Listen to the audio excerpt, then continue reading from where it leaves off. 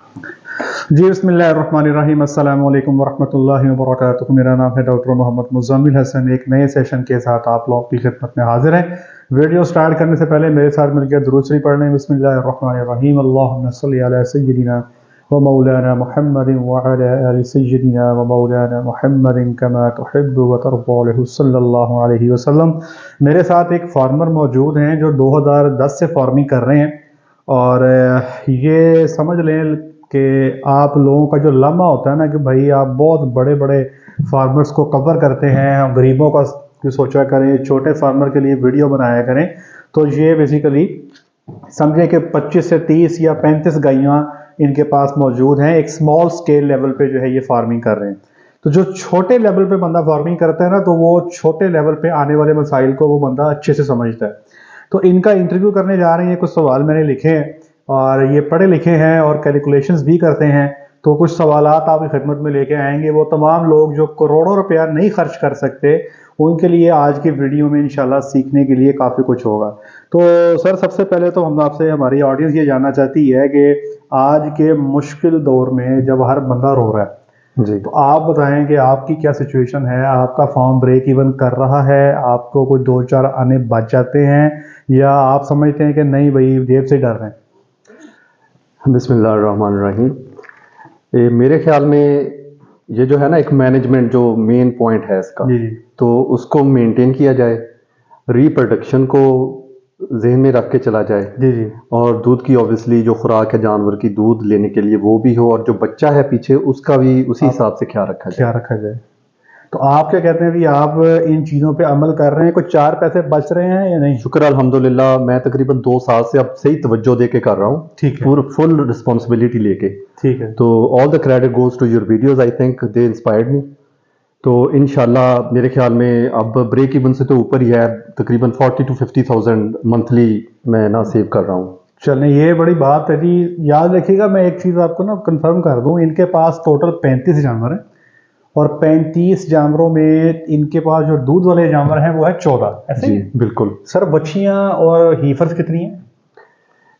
3 mail हैं हमारे पास, बाकी सारी बच्चियां और हिफर्स ही हैं। मतलब तकरीबन आप कह लें कि 10-15 तो होंगी ना? हाँ जी, हाँ जी। अब जो बात को गौर से समझिएगा, ये ज़रा बारीक बात है। ये बता रहे हैं कि ये तकरीबन 40 से 50 हज़ार जो है महीने का सेविंग कर रहे हैं। भैया, ये तो वो सेविंग है जो पैसों की शक्ल में आपकी जेब में आ जाती है। एक्चुअली जो 10 से 15 बच्चियां पल रही हैं ना, वो भी इन्हीं का एसेट है, वो इनके ग्वांटी का नहीं है। हाँ जी। क्यों सर? बिल्कुल। वो जब बड़ी हो जाएंगी, जब वो दूध देने पे आएंगी, तो आपको पता है कि जिस तरह आप उनकी ग्रोथ कर रहे हैं, जिस तरह आप सीमन पे काम कर रहे हैं, हाँ जी, ऑफ कोर्स वो एक अच्छी खासी मालियत की अच्छी हीफर्स बनने वाली है। बिल्कुल। तो वो भी पल रही हैं। इस वक्त मैं आपको एस्टिमेशन लगाने के लिए एक मोटा सा कुलिया बता देता हूँ। अगर आपके पास प्योर ब्रीड की बछड़ियाँ मौजूद हैं, तो हर साल प्योर ब्रीड की बछड़ी जो है, एक बछड़ी, वो अपनी कीमत में 40,000 रुपये इजाफा करती है। अगर आपके पास क्रॉस ब्रीड की बछड़ियाँ हैं, तो वो हर साल जो है अपनी कीमत में तकरीबन 20,000 रुपये का जो है इजाफा करती हैं। ये आप कैलकुलेशन कर लें। अब अगर इनके पास जो है क्रॉस ब्रीड की बछड़ियाँ भी हैं, प्योर ब्रीड की बछड़ियाँ भी हैं, तो अगर हाफ हाफ भी कर लें तो ये एक सेविंग है जो इनकी एसेट की शक्ल में हो रही है और इनके एसेट्स बन रहे हैं। जो 40-50 हज़ार जो है वो इनको इसके अलावा बन जाता है। और अभी याद रखें कि इनके पास अभी दूध वाले जानवर थोड़े हैं। हम जो रिकमेंड करते हैं कि आपके पास अगर 35 जानवर मौजूद हैं हर्ड में, तो 17-18 जानवर ऐसे आपके दूध में होने चाहिए। तो इनके 3 जानवर भी शॉर्ट हैं, जो कि ये बता रहे हैं कि दिसंबर में बच्चा देके आ जाएंगे। तब आप देखिएगा जब इनका 50% हार्ड मिल्किंग हो जाएगा, तो इनका जो मार्जिन है प्रॉफिट का, वो मजीद इंशाल्लाह बेहतर हो जाएगा। सर, आपने क्रॉस से स्टार्ट किया 2010 में, आप बता रहे? जी जी।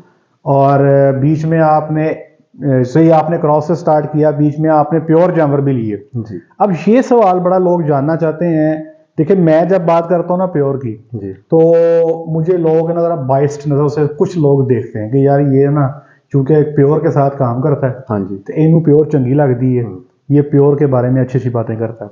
आप बताएं, आप फार्मर हैं, आपने दोनों के गुण देख लिए जी। आपने क्रॉस के साथ भी एक लंबा सा काम कर लिया, आपने प्योर के साथ भी काम कर लिया। आपको क्या लगता है कि डेयरी फार्मिंग के लिए इन दोनों नस्लों में से अगर आप किसी को मशवरा दें, तो आप प्योर का मशवरा देंगे या क्रॉस का देंगे? मैं डेफिनेटली प्योर का ही दूंगा। सही है, क्योंकि एक तो उनकी दूध की प्रोडक्शन बहुत ज़्यादा है सही है। और दूसरा जो बच्चा होता है उनका वो भी जल्दी तैयार हो जाता है। जवान जल्दी हो जाती हाँ है। जी, क्योंकि जो है ना दूसरी क्रॉस के जानवर, वो बच्चा तकरीबन मैंने एक ही तैयार किया है, अब वो 17 मंथ्स का है, अब जाके उसमें सीमन रखवाया है मैंने। ये भी अच्छी उम्र है। क्रॉस की बछड़ी को अगर आप 16-17 माह में तैयार कर लेते हैं, हाँ दैट्स जी, गुड। हाँ जी, लेकिन ये मेरी पहली है, ठीक है, लेकिन इससे पहले ज़्यादा टाइम लेती थी। अब मैंने खुराक का बेहतर किया है, बेहतर तो किया उससे है। हिसाब से वो ठीक है, बेहतरी आ गई है। तो ठीक है। डेफिनेटली जो है आपने प्योर जानवरों से कितना कितना दूध लिया है? मैंने 4 खरीदे थे लास्ट ईयर नवंबर में। किससे लिए थे आपने? हमने लिए थे भेरा से, बहेरा से, किसी फार्म से फार्म लिए? से लिए ठीक थे। है। तो मैक्सिमम 39, 38 और दो थी जो उनकी उम्र थोड़ी कम थी, उन्होंने 27, 29 तक दिया। मतलब आपकी एवरेज जो है 30+ हो गई। 30 प्लस थी माशाल्लाह। तो आपने जो क्रॉस के जानवर लिए थे उनकी एवरेज कितनी ली है? उनकी 18, 20, इससे ऊपर नहीं। 18 कह लें। वही बात मैं हाँ बता जी। रहा हूँ। एक और चीज बताइएगा, आपने प्योर के जानवरों से दूध लिया 7-8 महीने या साल, जब आप उनकी मिल्किंग कर लेते हो, हाँ जी, तो इनमें दूध स्पीड से कौन काम करता है? Cross breed. Cross breed 2-3 months लगा लें, उसके बाद फिर बस नीचे ही आता है। और अगर आप टाइम पे प्रेग्नेंट कर लें तो ये दूध कम करना स्वाब का काम समझती हैं। हाँ जी, ऐसे ही है, ऐसे ही है। लेकिन बात यह है कि अगर आप क्रॉस का अच्छा जानवर ले लें, हाँ जी, जिसमें कम से कम अगर 75% ब्लड हॉल्स्टीन फ्रीजियन का है, तो मैं ऐसे जानवर को रिकमेंड करता हूं कि आप फार्मिंग उसके साथ करें। ठीक है जी। जो अगर आप समझते हो कि इतने पैसे नहीं है, आप कहते हैं नहीं यार डॉक्टर साहब इतना पैसा नहीं है मेरे पास, हमने वही वो 3 लाख की गाय लेनी है जो 14-15 लीटर दूध दे दे, ऐसे ही है। तो भैया फिर आपका दूध का रेट जो है ना वो 180 होना चाहिए, डेफिनेटली। ताकि कहीं ना कहीं से तो मार्जिन मिले ना। हाँ जी। ठीक है जी। सर, आपके ख्याल में कोई बंदा फार्मिंग करना चाहे तो कितनी कम से कम गायें होनी चाहिए उसके पास जिससे वो काम चला सके? अगर तो लेबर का काम उसने खुद करना है जी। तो मेरे ख्याल में 4 तो हों एक टाइम में। ठीक है तो फिर जब वो 4-5 मंथ्स हो जाए मिल्किंग में, जी, तो जी। फिर दोबारा आपको इन्वेस्ट करना पड़ेगा दोबारा 4-5 और ऐड और कर। लेनी पड़ेंगी। हाँ जी। ठीक है। तो इस हिसाब से फिर ज़ाहिर है कॉस्ट तो फिर बढ़ती है। देखिए, मैंने इस पे ना फिजिबिलिटी बनाई हुई है, अगर आप लोग जाएं उस पर सर्च करें, आज से कोई 10-15 दिन पहले मैंने वो वीडियो लगाई है यूट्यूब पे। अगर आप 10 गायें लेते हो क्रॉस की, तो आपने कैसे चलना है, उसको कैसे चलाना है, उसमें कितना प्रॉफिट आएगा, ये सारा मैंने डिस्कस किया हुआ है। तो अगर आप कहते हो कि आपने ओवरहेड कॉस्ट को कंट्रोल कर लिया, आप कहते हो जी मुलाजिम को गोली मारो, मैं हूं ना, खुद ही सारा काम करूंगा, तो और आप कहते हो कि डॉक्टर साहब भी हमारे बड़े अच्छे यार हैं, हमें डॉक्टर भी परमानेंट रखने की ज़रूरत नहीं है, मौके पे डॉक्टर साहब को फ़ोन पे बुलाया और अपना काम करवा लिया, तो आप 5 गायों से अगर स्टार्ट करते हो, तो जैसे इन्होंने अर्ज़ किया कि 6-6 महीने के बाद जो है फिर 5-5 गायें जो हैं वो दाखिल करते जाएं, तो 15 गायें फिर भी कम से कम आपको साल में डालनी ही पड़ेगी। जब आप ये 15 गायें डाल लेते हो, तो इस वक्त जो एक दरमियानी सी गाय है जो हम डेयरी फार्मिंग के लिए रिकमेंड करते हैं, वो 4.25 लाख रुपए की है। तो ये 4.25 लाख के हिसाब से 15 गायें जो हैं को 65 लाख के करीब तो हो गई। हाँ जी। और जहां तक शेड की बात है, मैं इनसे कहूंगा सर, अगर आप मेहरबानी करें, आपने अब घर तो जाना ही है, जी अगर आप अपने शेड की थोड़ी सी छत की और शेड की वीडियो बना के भेज दें। जी, डेफिनेटली। इन्होंने ना जो शेड की जो छत बनाई है वो बनाई है TR गार्डर और सिरकी की। ठीक है जी। और जो पिलर हैं इनके, वो ईंटों के पिलर हैं, और इनके पास प्योर गायें गर्मी गुजार चुकी हैं, इनको कोई प्रॉब्लम नहीं हुई। सिरकी की जो छत है ठंडी होती है, लेकिन लोगों का सवाल ये होता है कि क्या सिरकी की छत लॉन्ग लास्टिंग है, और लोग कहते हैं खराब तो नहीं हो जाएगी, तो ये बता रहे हैं मुझे कि 2010 से है। जी डेफिनेटली। और हर साल लिपाई करवाते हैं, एवरी सेकंड ईयर। हर दूसरे साल जो है ये छत पे लिपाई करवा देते हैं। और कुछ चिचड़ों का मसला तो नहीं है? नहीं, शुक्र नहीं है। अल्हम्दुलिल्लाह बिल्कुल नहीं है। नहीं है। तो ये 2 मसाइल होते हैं। ठंडी तो है, सस्ती भी ढेर है, तो ये इन्होंने सस्ता काम किया हुआ है। यहाँ पे आप जो है अपने जो पैसे हैं, अपनी कॉस्ट जो है उसको आप जो है वो कट कर सकते हैं। सर ये बताइएगा, ये अब आप इतनी दूर से, ये हमारे पास से ये जो है ना ये पीर महल से तशरीफ लेके आ रहे हैं और सिर्फ सीमन के लिए आ रहे हैं। मेरे ख्याल तो 90-100 किलोमीटर तो होगा तकरीबन। हाँ जी, ऐसे है ना? जी डेफिनेटली। 90-100 किलोमीटर सफर तय करके ये हमारे पास आए हैं स्पेशल सीमन लेने के लिए। तो आप ये बताएं कि इतना सफर क्यों किया आपने? ये मैं हर बंदे से पूछता हूँ। मुजम्मल साहब, ये आपके वीडियोस जो देखे हैं, जी। आप जो इन्फॉर्मेशन पास ऑन करते हैं, जो ऑनेस्ट इन्फॉर्मेशन होती है मेरे ख्याल में, क्योंकि मैं आप ये बताएं, आपने जो इन्फॉर्मेशन हम दे रहे हैं, कितने अरसे से देख रहे हैं आप मुझे? तकरीबन 2 साल से। 2 साल से देख रहे हैं। आपने कोई सिर्फ सुनी है या अप्लाई भी की है? अप्लाई किया है जी मैंने। ये है 2 साल से अप्लाई किया है। ठीक है। और फॉर बेटर किया, बेटर हो गया है मेरा जो है ना वो ठीक है। शेड का मेंटेनेंस वो बहुत बेहतर हो गया है। किन किन चीज़ों पे आपने अप्लाई किया? एक तो उनकी जो खुराक है वो बेहतर की है, ठीक है, दूध वाले जानवरों की, ठीक और है। दूसरी मैनेजमेंट के वो बच्चा जो देती हैं गाय, उनकी कोई बेहतरी के लिए प्रोटोकॉल भी लगाए हैं? वो भी प्रोटोकॉल भी लगाए कौन सा हैं। प्रोटोकॉल लगाया आपने? जी कौन सा था वो?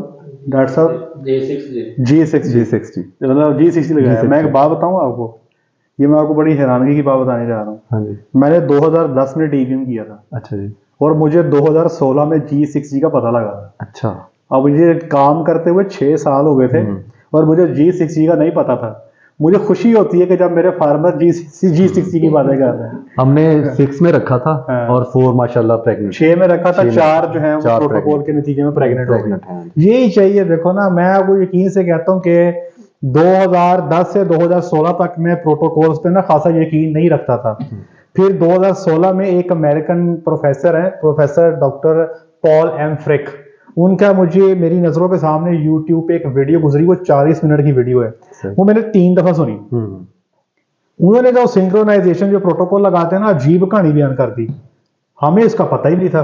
तो मैंने फिर, मेरे पास चूंकि फार्म पे जानवर भी थे, हमने फिर वो अप्लाई करना शुरू किया और हैरान हो गई है क्या, हमारी तो जमीन ही ऊपर नीचे हो गई। बिल्कुल, बहुत तो effective है। मैंने सबसे पहले जो प्रोटोकॉल लगाया ना, मैंने 60 गायों को लगा दिया एसबी डेयरी फार्म पे। सारा 60 में से मेरी 36 कंसीव हुई माशाल्लाह। ठीक है जी। और मैं फिर फैन हो गया। फिर मैंने जनाब अली सोचा कि यार ये जो इल्म मेरे पास 6 सालों में आया ना, तो मैंने 2020 में चैनल बनाया यूट्यूब का। मैंने कहा यार ये सबको दो, इंशाल्लाह मेरे स्टूडेंट्स जो मेरे पास पढ़ते हैं उनको आज ही पता है इन प्रोटोकॉल्स के बारे में, उनका डीवीएम अभी नहीं हुआ।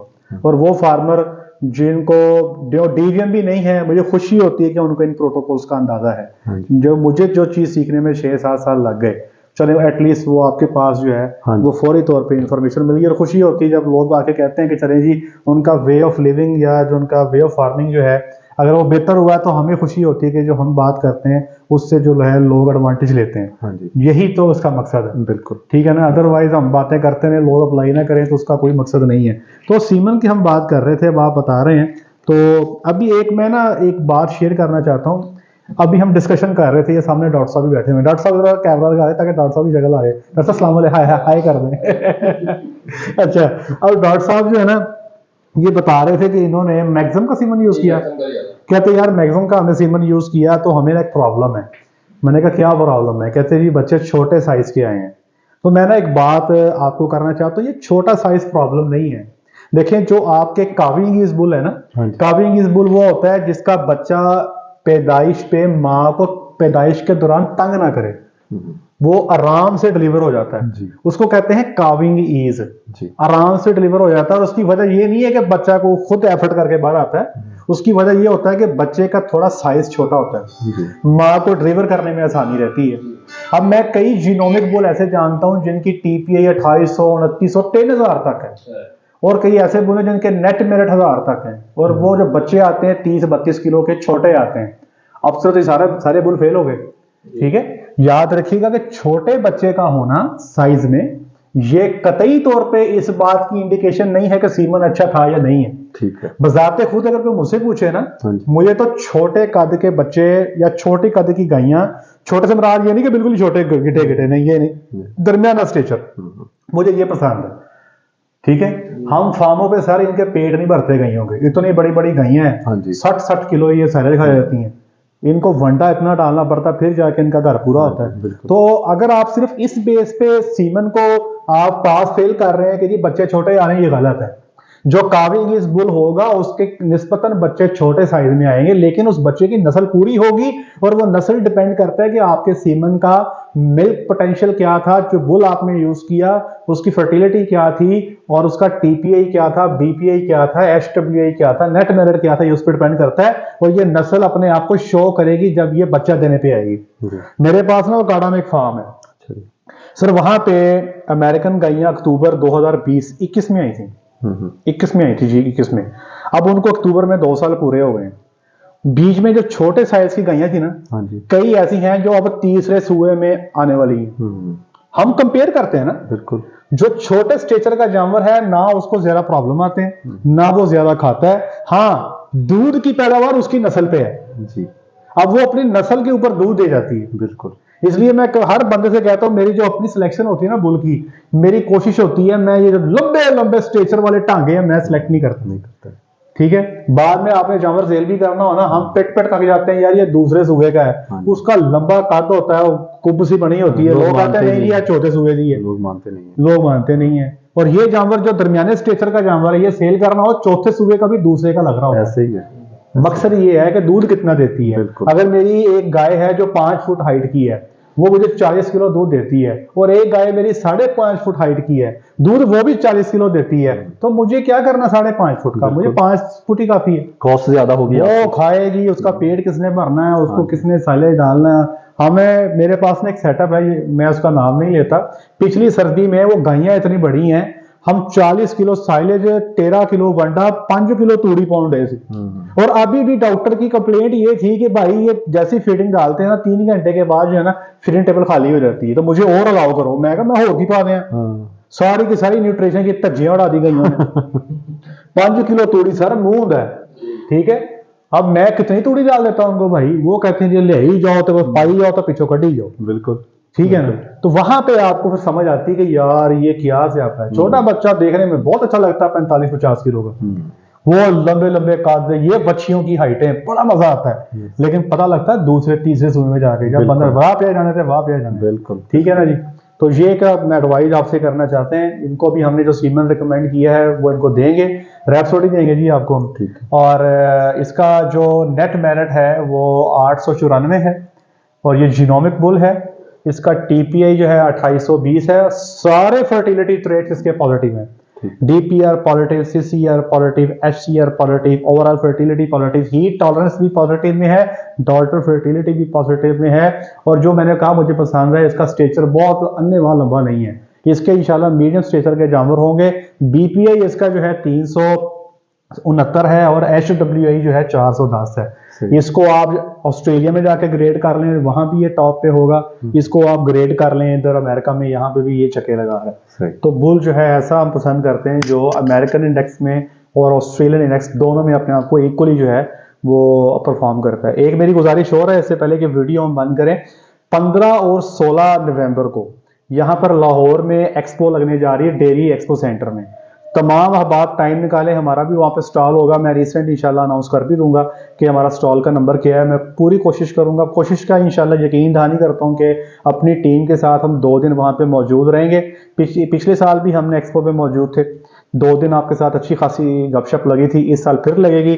और जिन लोगों को सीमन चाहिए वहाँ पे डायरेक्ट कंटेनर ले आए, आना तो है ही आपने एक्सपो में, तो अपना अपना जो है गायों को दिखा के सिलेक्शन करवा के सीमन जो है आप ले सकते हैं। सर एट दी एंड आपका बहुत शुक्रिया, आपने जो है अपने नॉलेज से जो है, देखें आपकी बात करनी और है मेरी और है। आप जो है ना फार्मर हैं, आप जेब से पैसे निकाल रहे हैं। हमें ना कई सारे लोग लामा देते हैं आपका डेयरी फार्म पे है, उनको ये नहीं पता कि हर महीने बाद जब हम अकाउंट्स की शीटें बनाते हैं ना, तो फार्मर जो हमें पैसे देता है ना, वो पहले पैसे देने से पहले शीट मांगता है। बिल्कुल कि डॉक्टर साहब 200 ऐसे महीने की बचे हैं, शीटें बना बना हमारे दिमाग खराब हो जाते हैं। हमें पता होता है कि हमारा कौन सा फार्मर नुकसान में है, कौन सा प्रॉफिट में है। तो प्रॉफिट में होगा तो कल उसको हम कहेंगे सारी सैलरी बढ़ाओ। बिल्कुल जी, ठीक है ना जी। तो भैया बेशक हमारा अपना फार्म नहीं है, लेकिन भाई ये प्रेशर बड़ा होता है। फार्मर कहता है हिसाब दो, पैसा मांगता है। प्राइवेट सेक्टर है, यहाँ पे कोई आपकी शक्ल देख के आपको पैसे नहीं देता कि आप बहुत बड़े यूट्यूबर हैं आपको पैसे दे दें। यहाँ पे आप काम करोगे तो आपको पैसे मिलने हैं, बातें जितनी मर्जी सुनाते तो कोई आपको बातों के पैसे नहीं देता। सर आपका बहुत शुक्रिया, आज के लिए इतना ही। अपना ख्याल रखें, दुआ में याद रखें, 5 वक्त की नमाज बाजमात अदा करें। अस्सलाम वालेकुम।